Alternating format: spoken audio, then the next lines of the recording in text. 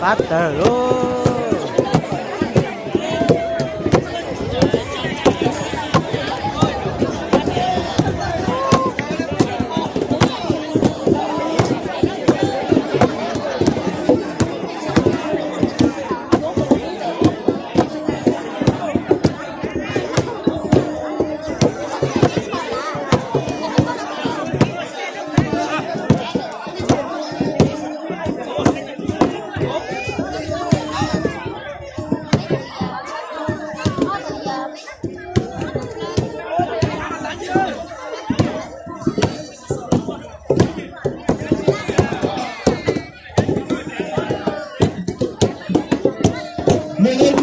Thời gian còn chưa được một nửa thời gian và ban tổ chức thì các bạn đã bắt đầu ra đánh rồi.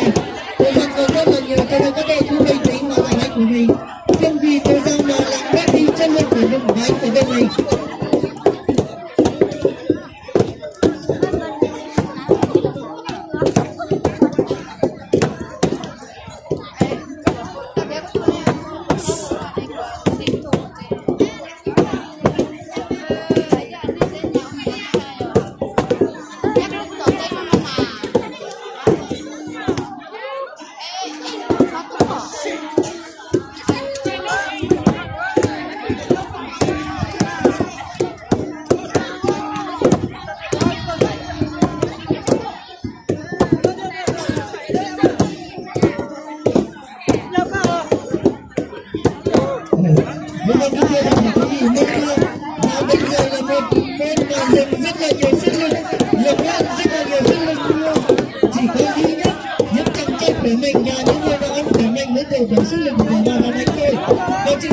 Chỉ là những người không cơ mà thôi.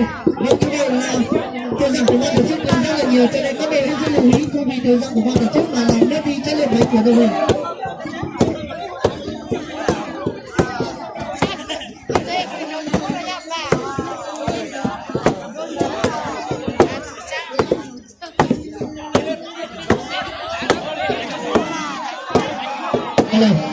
Một lần nữa thì ban tổ chức đề nghị tất cả khán giả không có nhiệm vụ ra khỏi sân. Đề nghị tất cả khán giả không có nhiệm vụ ra khỏi sân.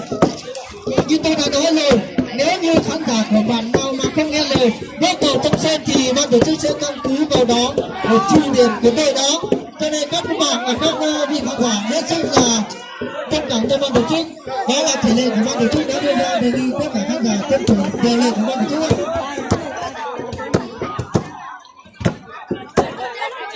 Đây thật là đó.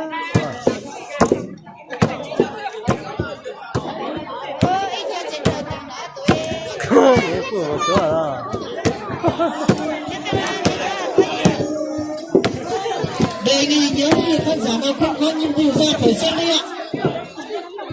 Một lần nữa đề nghị tất cả khán giả không có nhiệm vụ ra khỏi sân.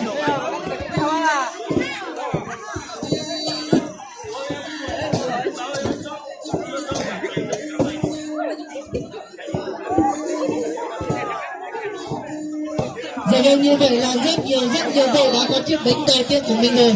Còn một số đội thì vẫn chưa có bánh để vào giá. Vâng, như tôi đã nói thì thời gian của ban tổ chức còn rất là nhiều. Cho nên các đội cứ bình tĩnh ạ.